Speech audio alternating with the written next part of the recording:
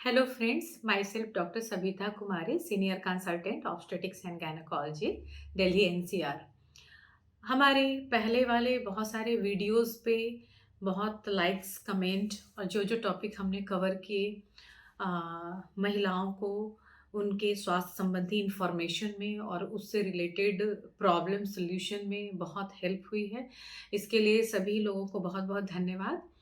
और आज उसी सीरीज में उनके कमेंट्स पे दिए हुए क्वेश्चन के ही बेस पे कुछ टॉपिक जो है उसी पर मैं बात करूँगी, specially postpartum phases. Means it means कि डिलीवरी के बाद न्यू मदर का केयर। ठीक है, इसमें है कि सबसे पहली बात ये है कि कुछ मेडिकल टर्म्स हैं जो एज अ डॉक्टर हम इस्तेमाल करते हैं, लेकिन उसमें बताएंगे कि उस मेडिकल टर्म का क्या इम्पोर्टेंस है। कहते हैं एनाटमी, कि प्रेगनेंसी में हुए एनाटमी में जो चेंजेज होते हैं वो डिलीवरी के बाद वो कैसे वापस अपने प्री प्रेगनेंसी अवस्था में आते हैं। एनाटमी मतलब होता है शारीरिक जो बदलाव होता है। दूसरी बात आती है फिजियोलॉजी।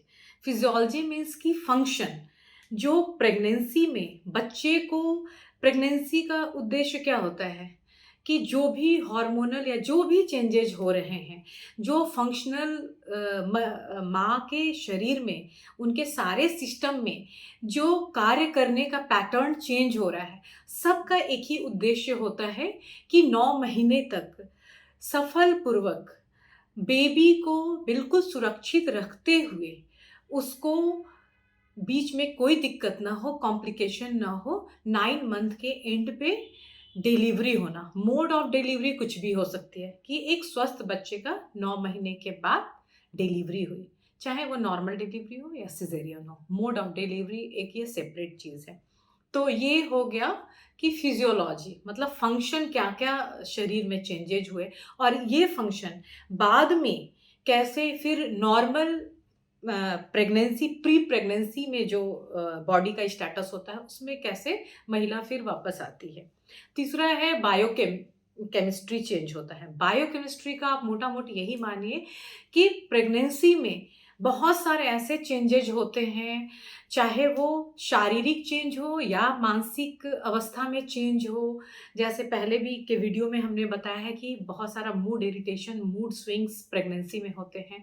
सब एक्चुअली उस हार्मोन की वजह से होते हैं, जो हार्मोन आपके बच्चे को के पालन पोषण में गर्भ के अंदर मदद कर रहा है, और उसकी वजह से बच्चा आपका ग्रो कर रहा है, स्वस्थ है, तो उस हार्मोन की वजह से है।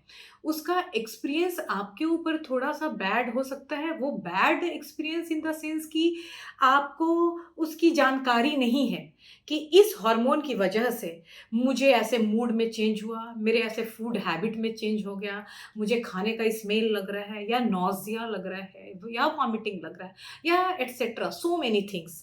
तो ऐसा है कि इसका इंफॉर्मेशन आपको नहीं होने की वजह से आपको वो अनप्लीजेंट लगता है और आप बहुत अनहैप्पी हो जाते हैं। लेकिन एट द सेम टाइम आपको मैं ये बोलूँगी कि बी पॉजिटिव। सबसे पहली बात कि आप इस पूरे 9 मंथ की जर्नी को कैसे स्मूथ बनाते हैं, और 9 मंथ के बाद डिलीवरी के पश्चात जो 40-45 दिन तक जो शरीर में बदलाव होता रहता है, जो हार्मोन, जो चेंजेज हुए, उनको जाने में भी इतना वक्त लगता है। कई लोगों को थोड़ा ज़्यादा वक्त भी लग सकता है, लेकिन मोटा-मोटी मानते हैं कि डिलीवरी के बाद का जो 45 दिन है, उसमें जो चेंजेज होते हैं, तो वो भी आप अगर अच्छे से इन्फॉर्म्ड हैं, आपको पूरी जानकारी है कि ऐसा-ऐसा बदलाव होता है, तो आप उसको बहुत पॉज़िटिवली हैंडल करिएगा।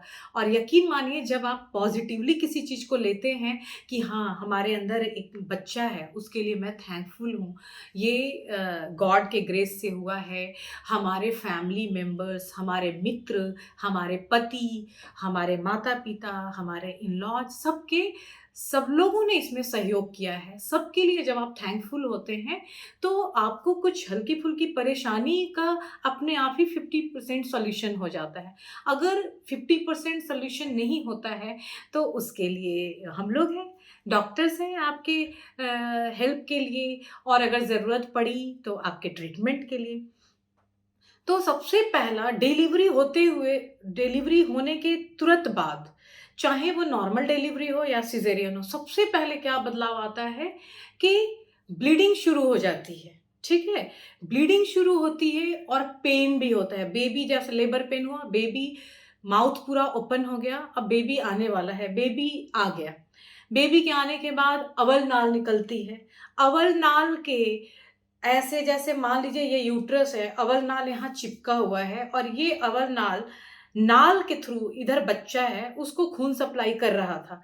अब ये जब हट जाता है तो इसमें छोटे-छोटे सारे वेसल्स होते हैं, ये एरिया ओपन हो जाता है और ये एरिया ओपन होता है तो वहाँ से ब्लीडिंग होती है। लेकिन उसी के साथ क्या होता है कि यूट्रस में जब बेबी और अवल नाल निकल जाता है तो कॉन्ट्रैक्शन होता है। कॉन्ट्रैक्शन में क्या होता है, मसल फाइबर के बीच में ऐसे-ऐसे वेसल्स जा रहे हैं, वो ऐसे बंद होते हैं, तो ब्लीडिंग होती है लेकिन साथ-साथ वो ब्लीडिंग कंट्रोल करने का सिस्टम है। उस टाइम आपको स्क्वीज़िंग पेन होता है और ब्लीडिंग होती है, तो आप घबराएँ नहीं कि अरे! इतना पेन हो रहा है, इतना ब्लीडिंग। आप ये समझो कि ये पेन और ब्लीडिंग, अब ब्लीडिंग की बात आ रही है तो नॉर्मल डिलीवरी में मोटा-मोटी 500 एमएल और सिज़ेरियन में 800 से 1000 एमएल का लॉस होता है, इतना होता ही है। और ये कैसे बेनिफिशियल है आपके लिए इतना लॉस, अगर आप हेल्दी कंडीशन में हैं, ये भी आपको बताऊँगी। तो आपको सबसे पहले क्या समझना है, सबसे पहले पैनिक नहीं होना है।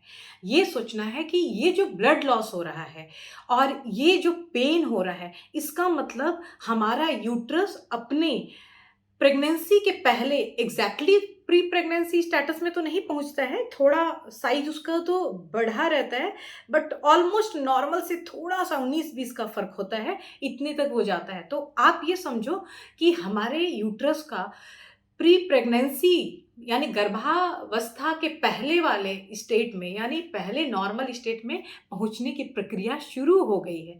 इसलिए हम खुश हों कि अब ये प्रक्रिया शुरू हो गई है, धीरे-धीरे ये ब्लड लॉस और ये पेन भी कम होगा। इसको क्या कहते हैं हम लोग, इन्वॉल्यूशन। जब यूट्रस एक बड़े शेप से, क्योंकि तुरंत डिलीवरी के बाद अगर आप अपने नाभि को टच करेंगे, नाभि के लेवल पे, तो आपको एक गोला-सा, फर्म-सा, टफ मास फ़ील होगा, गोला-सा मास जैसा, वही यूट्रस है। तो आपको ये समझना है कि प्रोसेस शुरू हो गया, ये जो पेन और ब्लीडिंग हो रही है, अब यूट्रस धीरे-धीरे अपने शेप में जाएगा। इमीडिएटली क्या होता है कि 6 से 7 केजी का लॉस तो आपके बॉडी से हो चुका रहता है। फिर बाद में धीरे-धीरे ये वेट लॉस होगा, तो ये आपके वेट लॉस मैनेजमेंट में भी हेल्प करता है, जो ब्लीडिंग हो रही है। क्योंकि बच्चे के नर्चर करने के लिए, उसको न्यूट्रिशन देने के लिए लाइनिंग जो थिक हो जाती है, चाहे अवल नाल के पीछे की लाइनिंग हो या पूरे यूट्रस की लाइनिंग हो, वो थिक हो जाती है। वो धीरे-धीरे क्या करेगी, वो श्रेड होकर वो निकलते हैं, जिसको आफ्टर बर्थ सब कहते हैं। ये एक तरह से आपके वेट मैनेजमेंट में भी हेल्प करता है। दूसरा क्या करता है, जो ब्लड लॉस हो रहा है, प्रेगनेंसी के दौरान शरीर में extra fluid, almost plasma volume बढ़ जाता है 40 टू 50%, तो उतना बढ़ा हुआ जो वॉल्यूम है, वो वॉल्यूम को भी निकलना है। तभी आप नॉर्मल स्टेटस में पहुँचने में हेल्प होगी, थोड़ा आपका ब्लड लॉस वेट मैनेजमेंट में भी हेल्प होगा।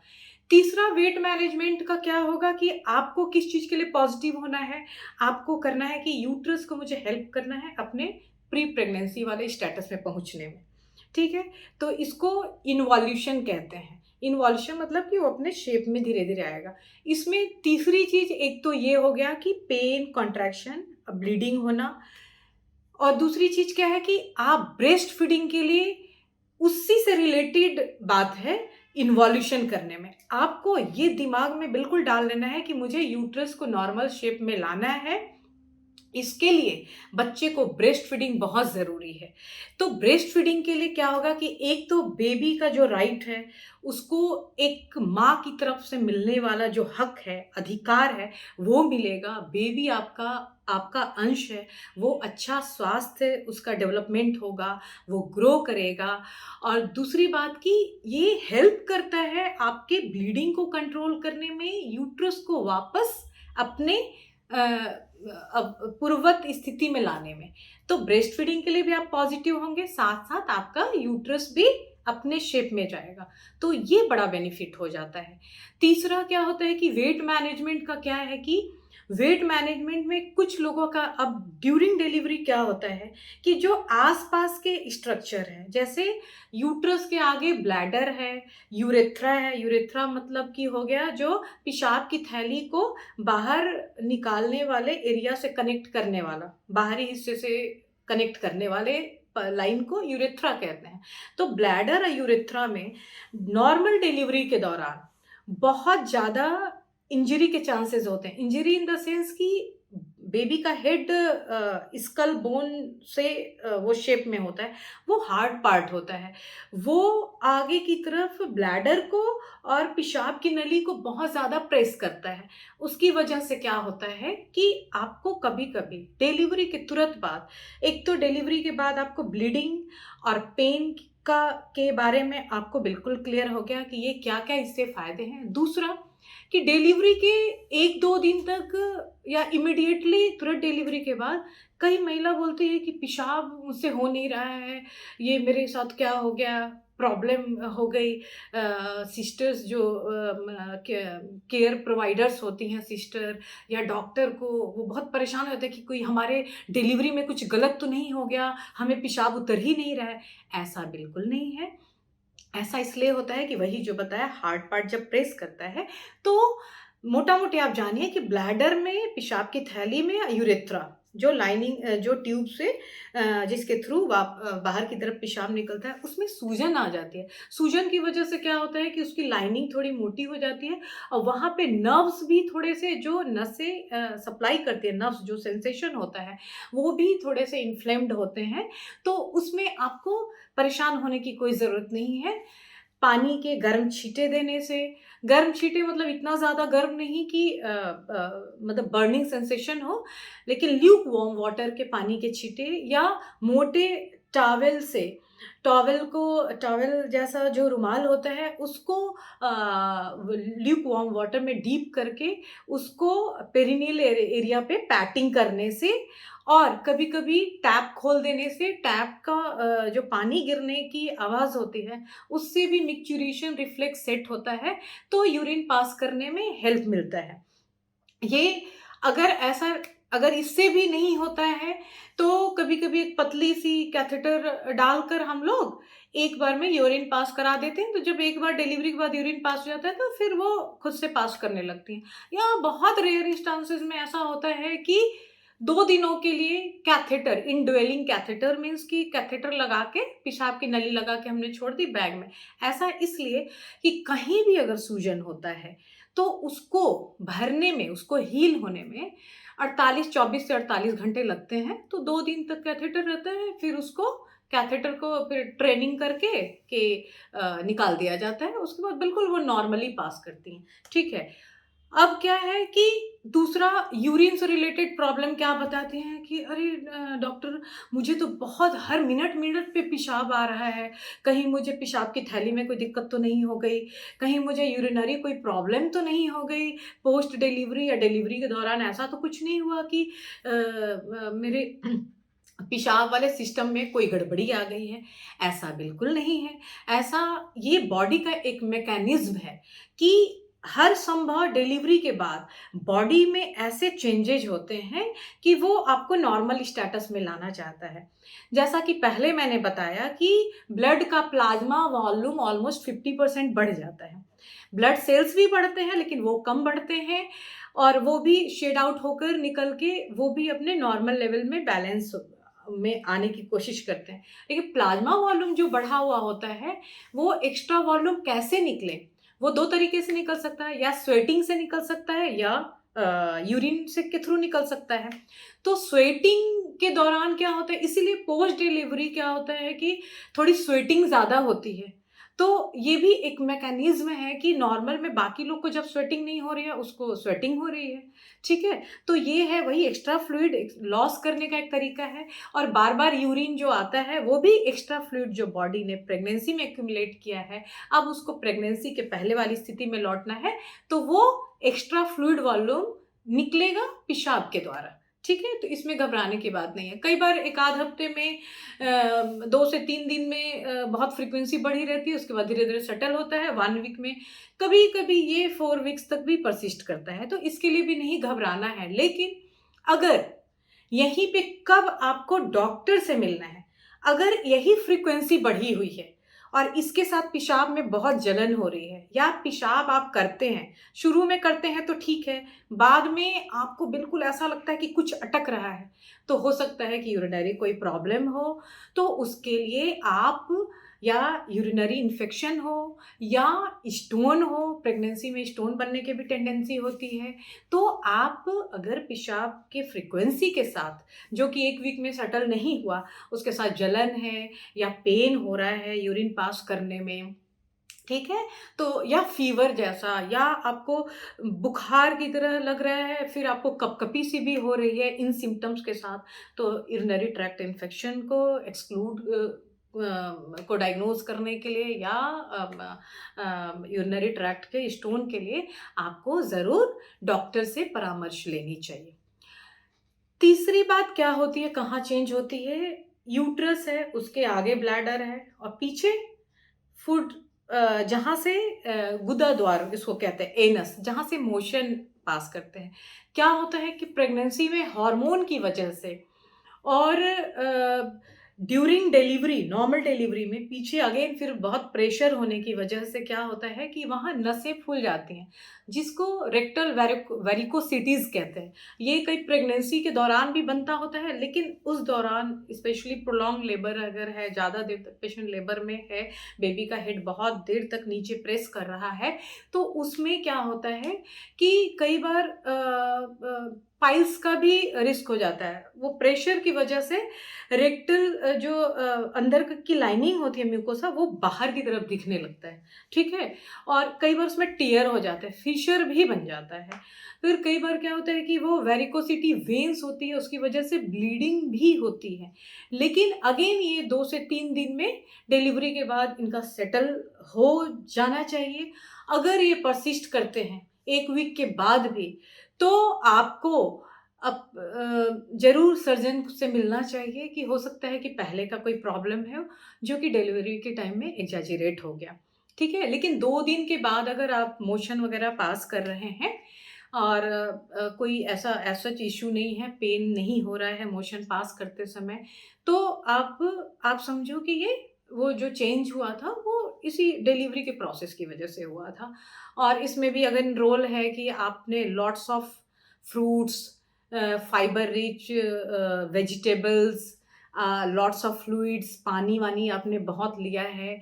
अगर उसके बाद भी मोशन पास करने में इस वेरिकोसिटीज़ या फिशर की वजह से प्रॉब्लम हो रही है, तो फिर डॉक्टर से परामर्श लेने की ज़रूरत है। हम लैक्सेटिव प्रिस्क्राइब करते हैं, कई बार पेन मोशन के टाइम में फिशर बन जाता है, तो उसके लिए बहुत सारे क्रीम्स, ऑइंटमेंट्स आते हैं, कुछ दिन के लिए देते हैं, फिर भी हील नहीं होता है कुछ वीक्स के बाद, तो आपको एक बार डॉक्टर से कंसल्ट करना है कि कहीं इसमें कुछ और फर्दर एडवांस ट्रीटमेंट की ज़रूरत तो नहीं है। तो आज की इन्हीं जानकारी के साथ बहुत-बहुत सभी का धन्यवाद। इसमें हमने कुछ-कुछ यूरिनरी सिस्टम में और पैखाने के रास्ते में पोस्ट डिलीवरी क्या-क्या प्रॉब्लम आ जाती हैं, इसकी हमने जानकारी ली और हमने ये भी जाना कि कितने दिन तक ये चीज़ नॉर्मल हम समझेंगे और कितने दिन के बाद इसको एबनॉर्मल समझेंगे और कब हमें डॉक्टर से परामर्श लेना है।